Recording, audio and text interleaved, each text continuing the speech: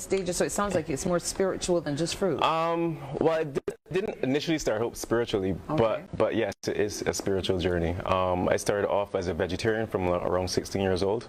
In my journey coming up, my uncle, who got diagnosed with colon cancer, he was the catalyst for me making more change. So I did some more research as far as how food affects the body, sickness and disease, and some of the information that I came across showed that dairy and meat in general was negative to the human body. So being very what's the word I'm looking for? I'm very into health. So I've been into martial arts, athletics. I represented Barbados in track and field. So health is my thing. I've been doing it for a long, long time. You alluded to meat there. I want you to expand a little because there are meat eaters in here, carnivorous people. Yes, please. Who want to know what you have against meat. Well, Tell them. We're going to deal with it from various standpoints. We have, if you're going to look at it from a religious standpoint, even the Bible has some notice as to what is supposed to go into the body. And there's a verse that goes, I've given you every plant bearing seed as food for your body. And if you think about a plant that bears a seed, you should understand that that's a fruit tree. So there is examples in religion, in the Bibles, for various cultures, not only Christian, that gives indication what is supposed to go into your body. From a scientific point of view, the human body is herbivore or frugivore and not carnivore. A carnivore, a lion, eats meat and it's built to break that down. Our bodies aren't. A carnivore's intestinal tract is short. Ours is very long, so what we eat takes a long time to get out of our system. So if we happen to eat flesh, then it has to take a long time to exit the system. Well, and obviously, you call it flesh. well, that is what it is. We tone it down and we say meat, but it's flesh. This is flesh. You don't call this meat, do you? This is flesh. So an animal's body is flesh, and when we look at it from that perspective, we can deal with it better. Was it difficult making the change? It wasn't difficult for me because it was a slow transition. As I said, I moved from... But there were steps along the way where you still had a bit of a craving for something else. Yeah, I mean, because food is addictive. No matter what you're eating, it's addictive. So you need to take your time and listen to your body, but more importantly, detoxing your body. I think that's the first thing people need to do.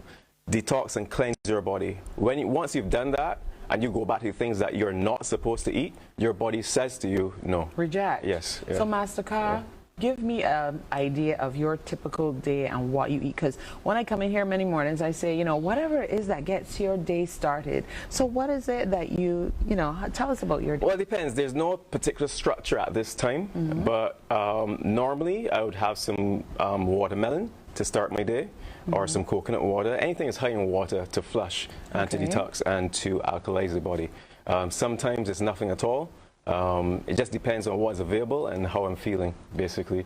But high water fruits, because we are mainly water, so you want to put back in water, hydrate your body, and flush your system. Do you feel weak? No. Oh, I'd ask if you look weak, if you felt weak. So, because there's so many things that we eat that we figure, I feel so good, I feel strong, I could push down a building. But we can't see it with fruit. Well, you can't see it because you haven't experienced it. And that's one of the things that I like to push as well. People will put down something that they have not tried. And that's the biggest thing that they need to get over. And that's why I'm so strong about what I do, because I've had the experience. And there are many people, they're giving advice about things that they have no idea because they haven't had that physical experience. And I've been living on fruit predominantly for a long time. So you said predominantly. Yes, what else please. do you eat? Do you have a cup of tea, like ginger tea? Yes, sometimes I have some tea. Sometimes I have some tea, yes. Okay. Yeah. So you told me about breakfast, but you didn't tell me about the rest of the day. Like, what do you have for dinner? Like, do you have a platter full of fruit? When I started out on the journey, I used to have a platter, but there's also physical changes going on in the body. Our stomachs are supposed to be the size of a closed fist, and because we are into an eating culture, we stretch our stomachs out. Okay. And that's why we need to eat more to feel full. So in this journey, you are adapting back to what you're supposed to be, and your stomach comes back to where it's supposed to be. So I don't need a lot of food to feel full. You've done your own, what's that surgery called? Lap? When it's stapled. Yes. Yeah, and that, right. So you can do that naturally by adjusting your diet and let the body do what it needs to do. There are going to be some physical transformations immediately. Yeah.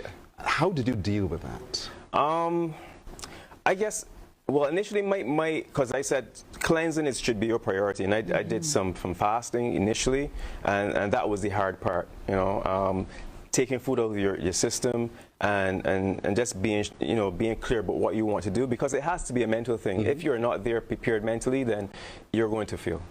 Yeah, for sure. So do you show people how to do this? And I hear you were doing yoga this morning. I was just taking some of the ladies through some breath work and just, letting them know, prepare your body. You get up in the morning and you do everything else but deal with yourself. And you can't do anything without yourself. So breath work is important. So I was talking to two ladies about that. You can stop eating, you can stop drinking for an extended period of time.